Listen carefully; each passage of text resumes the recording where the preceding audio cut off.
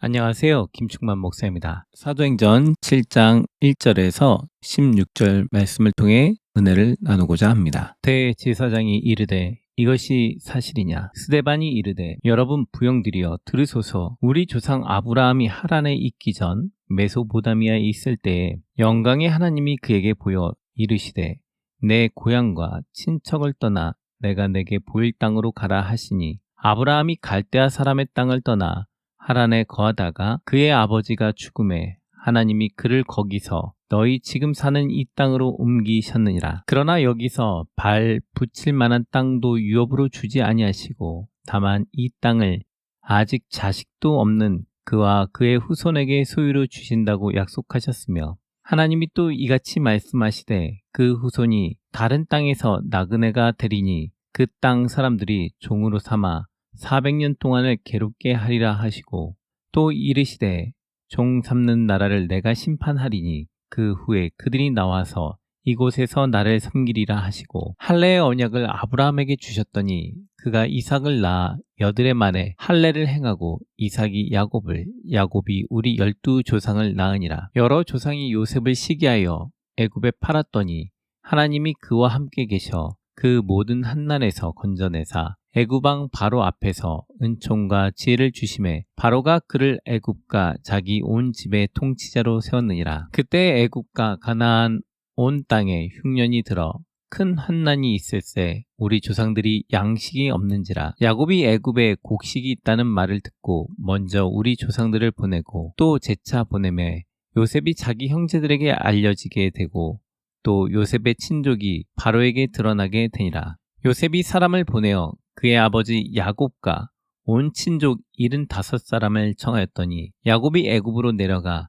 자기와 우리 조상들이 거기서 죽고 세겜으로 옮겨져 아브라함이 세겜 하몰의 자손에게서 은으로 값주고 산 무덤에 장사되니라. 사도행전 6장 13절에서 14절에 거짓 증인들이 이야기를 합니다. 거룩한 곳 율법을 거슬러 말하기를 마지 아니하노다. 그의 말에 나사렛 예수가 이 성전을 헐고 또 모세가 우리에게 전하여준 규례를 고치겠다라는 것이 사실이냐고 묻고 있는 것입니다.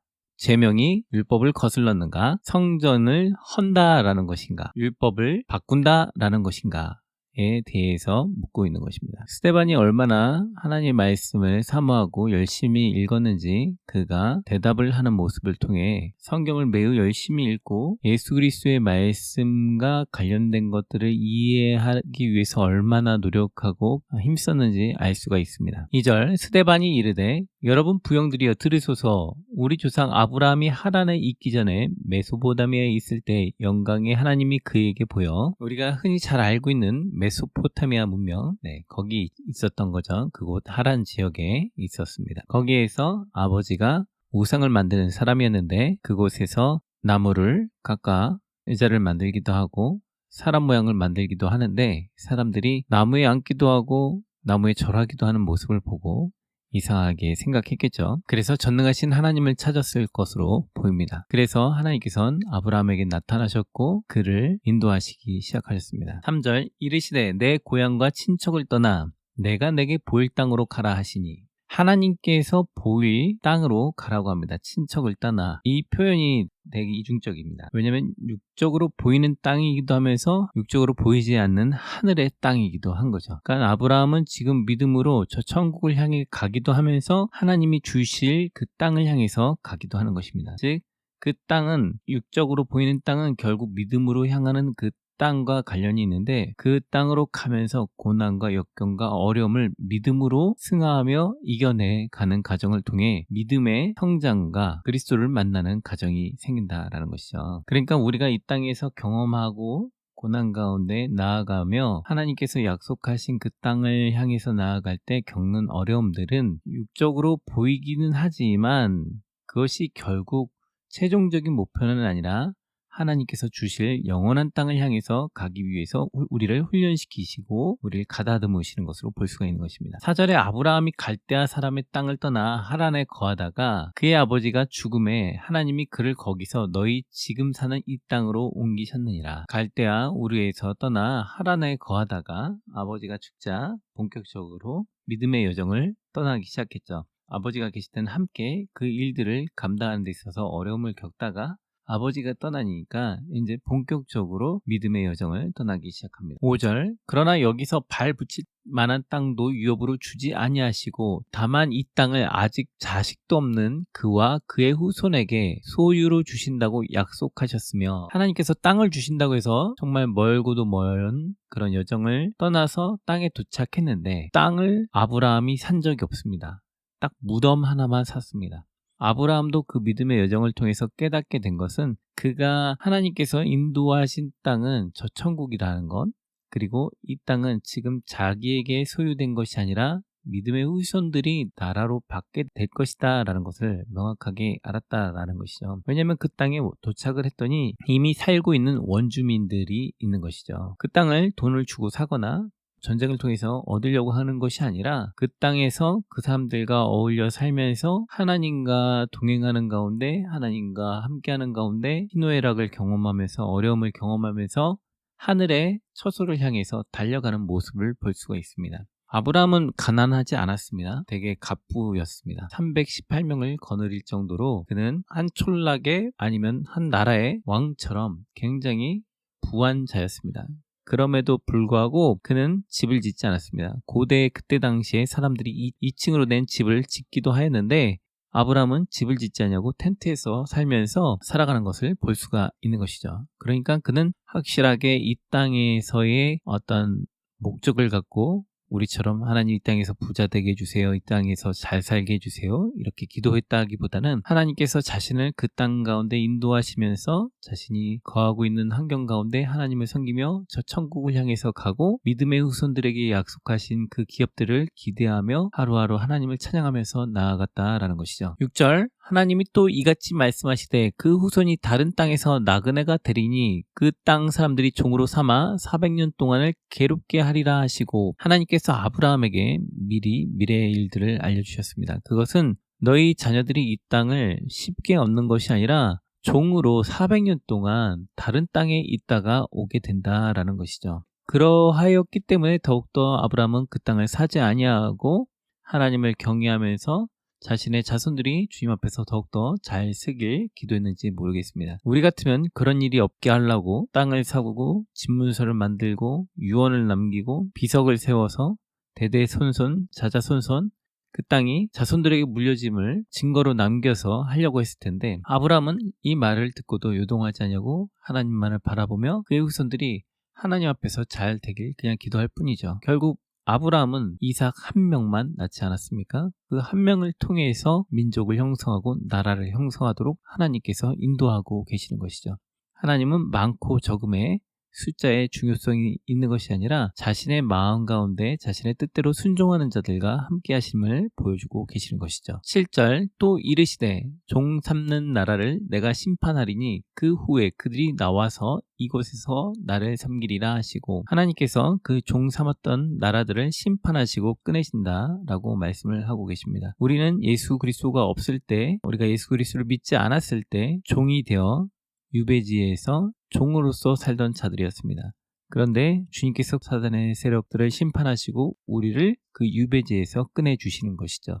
그리스도가 있는 자에게는 바로 이러한 은혜가 임하는 것이죠. 8절에 할례 언약을 아브라함에게 주셨더니 그가 이삭을 낳아 여드레 만에 할례를 행하고 이삭이 야곱을 야곱이 우리 12조상을 낳으니라. 아브라함은 할례 언약을 통해 그들이 육체적으로 하나님 앞에서 어떻게 서야 될지 그것을 자손 대대로 행하도록 하였습니다. 그리고 기다리고 기다리던 아들을 100세에 낳게 되었습니다. 불가능한 나이에 그는 아들을 낳아 하나님의 말씀대로 정말 8개월밖에 되지 않은 아이를 할례를 시행하며 할례를 통해 죽을 수도 있는 이 아이를 믿음으로 하나님 앞에 드리는 것이죠. 하나님이 이 자녀들을 지켜주신다. 질병 가운데 고통 가운데 지켜주신다라는 믿음으로 할례를 시행하며 하나님 앞에 나아가지 않습니까? 지금 현대에도 어떤 나라에서는 할례를 시행하는데 할례를 행하다가 균이 독이 들어가서 죽는 아이들도 있지 않습니까?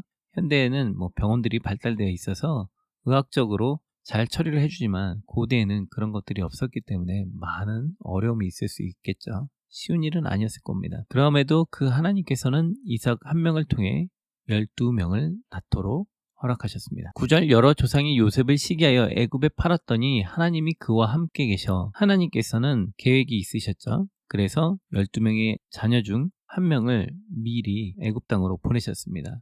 개인의 인생 사이 입장에서 보면 매우 고통스럽고 힘든 시기죠. 얼마나 아프겠습니까? 그러나 주님께서는 그런 것마저도 인간의 실수와 불의와 악함마저도 이용하셔서 하나님의 선하신 위대하신 계획을 나타내시죠.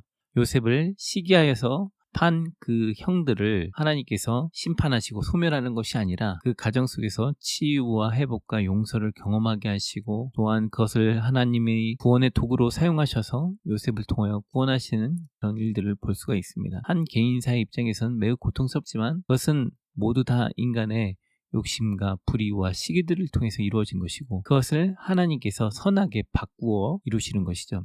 이 땅을 살아가면서 우리의 욕심과 우리 지인들의 욕심으로 이 땅에 어그러지고 관계가 깨어지고 고통스러워하는 사람들이 많이 있습니다. 우리는 그것이 어떻게 될지 잘 모릅니다. 그러나 주께 기도하면 주께서 그 모든 것들을 선하게 바꾸어 주셔서 아픔을 기쁨으로, 슬픔을 기쁨으로 바꾸어 주시는 것을 볼 수가 있는 것입니다. 그래서 그런 간증들이 있지 않습니까? 내가 어렸을 때 이런 고통들이 있었는데 주님께서 그 고통을 치유하셨고 이제는 그런 고통당한 자들을 내가 회복시키는 사람이 되었다. 라는 간증들을 들을 때가 있지 않습니까? 그것처럼 인간의 불의와 악함을 하나님께서는 선하게 바꾸어 주시는 것을 볼 수가 있는 것입니다. 10절 그 모든 한난에서 건져내사 애굽왕 바로 앞에서 은총과 지혜를 주심에 바로가 그를 애굽과 자기 온 집의 통치자로 세웠느니라. 하나님께서 기적을 행하셨습니다. 그냥 노예에 불과했던 사람을 이 땅 가운데서 높여주셔서 애굽이라는 곳에서 통치자가 된 것이죠. 불가능하죠. 그런데 하나님께서는 불가능을 통해 하나님의 능력을 나타내 주십니다. 이것은 모두 다 요셉과 같이 하나님께서 쓰시겠다, 국무총리가 목표다라는 것이 아니라 하나님께서는 각 개인을 통해 하나님께서 역사하시고 그것을 통해 하나님께서 주관자 되시고 하나님께서 이 세상을 움직이고 계심을 보여주고 계시는 것입니다. 요셉이 원해서 총리가 된 것이 아니라 요셉을 총리로 하나님이 만드셨죠. 우리를 주님께서 만드시고 우리를 다듬으시면서 하나님이 원하시는 일에 우리를 사용하시고 쓰신다라는 것입니다. 11절 그때 애굽과 가나안 온 땅에 흉년이 들어 큰 환난이 있을 때 우리 조상들이 양식이 없는지라. 하나님께서는 미리 요셉을 애굽 땅에 보내시고 온 땅이 흉년 가운데 있을 때 애굽 가운데 풍년을 주시고 온 땅에 흉년이 들기 전에 애굽에 있는 요셉이 흉년을 대비하게 하시고 이스라엘 백성들이 가나안 땅으로 가 피신할 수 있도록 요셉을 사용하셨습니다. 12절 야곱이 애굽에 곡식이 있다는 말을 듣고 먼저 우리 조상들을 보내고 야곱이 애굽에 곡식이 있음을 알고 자신의 자녀들을 보냅니다. 13절 또 재차 보내매 요셉이 자기 형제들에게 알려지게 되고 또 요셉의 친족이 바로에게 드러나게 되니라. 창세기에 있는 말씀들을 굉장히 짧게 요약 정리하여 말하고 있는 스데반의 모습을 볼 수가 있습니다. 요셉이 처음부터 자신이 요셉이라고 말한 적이 없죠. 형제들을 테스트해보고 아니다 싶으면 막내만 돌보려고 의도를 갖고 있었는데 형제들이 이야기하는 모습들 또한 그들이 반성하고 돌이켰던 모습들을 보면서 마음이 열리고 녹아지고 형제들을 수용하는 모습을 볼 수가 있죠.